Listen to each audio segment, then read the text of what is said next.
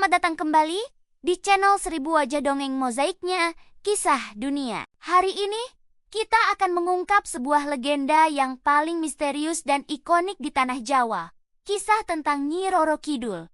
Tapi tahukah kalian, sebelum ia menjadi penguasa samudera yang ditakuti, ia hanyalah seorang putri raja yang dikhianati dan dikutuk. Mari kita telusuri asal-usulnya.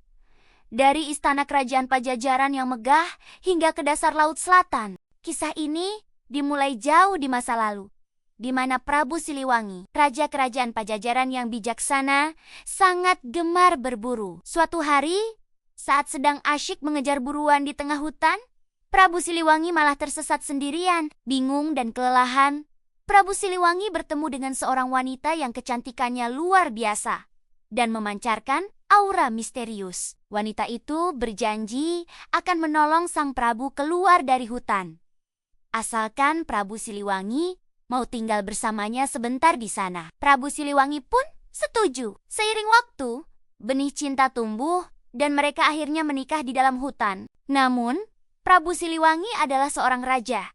Ia tidak bisa meninggalkan tahtanya terlalu lama. Setelah berjanji akan kembali menemuinya, Prabu Siliwangi kembali ke kerajaan Pajajaran. Tapi kesibukan sebagai pemimpin membuat janji itu perlahan terlupakan. Beberapa waktu kemudian, di tengah malam yang sunyi, Prabu Siliwangi dikejutkan oleh tangisan bayi di depan istana. Ketika ia keluar, ia melihat sosok istrinya dari hutan yang berdiri di sana, menggendong seorang bayi perempuan. Tanpa mengucapkan sepatah kata pun, wanita misterius itu meletakkan bayi itu di hadapan Prabu Siliwangi dan menghilang di telan kegelapan. Prabu Siliwangi sadar, inilah darah dagingnya. Ia merawat bayi itu dengan penuh kasih sayang dan memberinya nama Putri Kadita. Putri Kadita tumbuh menjadi gadis yang sangat cantik.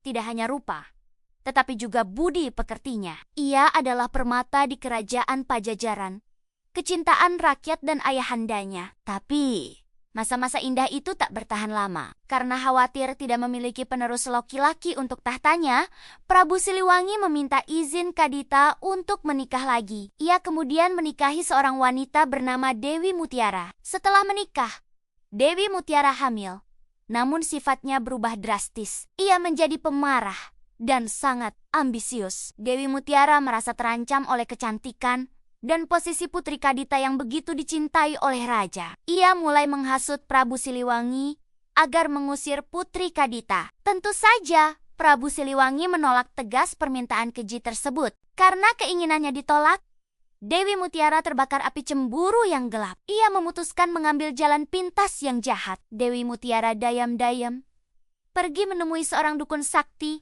dan membayar mahal untuk mengirim guna-guna mematikan kepada Putri Kadita.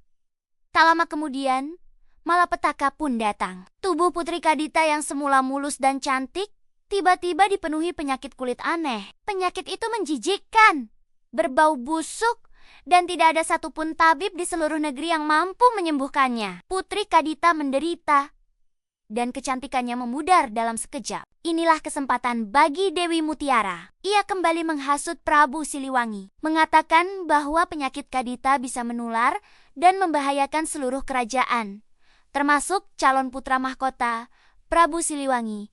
Meski hatinya hancur, akhirnya terhasut. Demi keselamatan kerajaan dan penerus tahta, Prabu Siliwangi dengan berat hati meminta Putri Kadita meninggalkan istana. Putri Kadita yang malang kini diusir dan sendirian, mengembara tanpa tujuan. Ia pergi ke hutan dan mencoba bertapa. Dalam pertapaannya, ia mendengar bisikan gaib sebuah suara yang lembut dan familiar memintanya untuk pergi menuju pantai selatan. Bisikan itu meyakinkan Kadita bahwa di sanalah ia akan menemukan penyembuhan dan takdir sejati. Dengan sisa tenaganya, Putri Kadita menempuh perjalanan panjang hingga akhirnya tiba di tebing pantai selatan yang berombak ganas. Suara bisikan itu kembali terdengar, memintanya untuk melompat dan menyatu dengan ombak. Putri Kadita, yang sudah pasrah pada takdir, melompat ke dalam laut yang bergolak. Ajaib!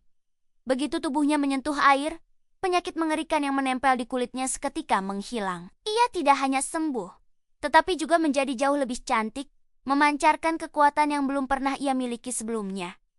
Ia merasa terhubung dengan lautan. Putri Kadita memutuskan bahwa tempat itu adalah rumah barunya. Ia membangun istana megah di dasar laut dan menjadi penguasa mutlak di sana. Sejak saat itulah, Putri Kadita dikenal dengan nama barunya, Sang Ratu Pantai Selatan, Nyi Roro Kidul. Kisah Nyi Roro Kidul mengajarkan kita tentang pengkhianatan, pengorbanan, dan bagaimana takdir bisa mengubah penderitaan menjadi kekuatan yang tak tertandingi. Jangan lupa tinggalkan komentar di bawah.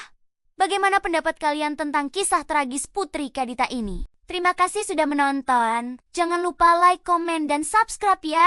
Sampai jumpa di video selanjutnya.